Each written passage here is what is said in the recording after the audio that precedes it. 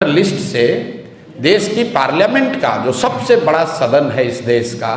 लोकतंत्र का सबसे बड़ा मंदिर है, जिसके जरिए यहाँ के प्रधानमंत्री का चुनाव हुआ है, उसी वोटर लिस्ट से उनका चुनाव हुआ। अब आप बता रहे हैं कि वो वोटर लिस्ट फर्जी है, तो क्या चुनाव आयोग ये स्वीकार करने को तैयार है कि जो पार्लियामेंट का चुनाव हुआ जिसमें मोदी जी प्रधानमंत्री बने, वो वोटर लिस्ट सही नहीं था? क्या वो फर्जी लोगों के वोट से बने? और अगर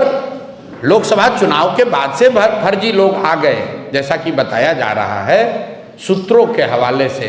कि नेपाली और बांग्लादेश के बहुत सारे लोग बिहार में वोटर लिस्ट में अपना नाम घुसा लिए हैं या बिहार में आके रह रहे हैं, तो इसका दोष, इसका जवाब भी एनडीए की सरकार को ही देना होगा, क्योंकि लोकसभा चुनाव के बाद बिहार में मोदी जी की और नीतीश जी की ही सरकार है। तो आपने ये कैसे अलाउ किया कि बांग्लादेश से लोग आकर यहाँ रह रहे हैं? आपका प्रशासन क्या कर रहा है? आप अगर नेपाल से लोग आकर बिहार में वोटर लिस्ट में नाम जोड़ रहे हैं, तो बिहार सरकार की पुलिस और प्रशासन क्या कर रहा है? तो भैया किसी भी तरीके से वो आर्ग्यूमेंट देंगे, ये यही साबित होगा कि गलती उनकी है।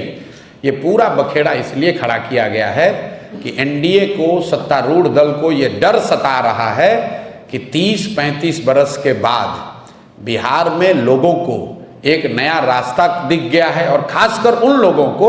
जो प्रवासी मजदूर हैं, जो गरीब हैं, जो इस व्यवस्था से के मारे हुए लोग हैं, जिनको इस व्यवस्था और इस भ्रष्टाचार से की वजह से जिनका जीना दूभर है,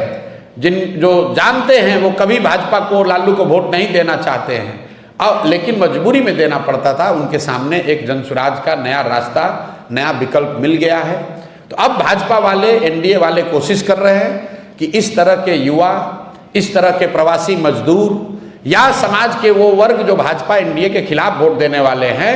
उनको वोटर लिस्ट के शुद्धता के नाम पर उनको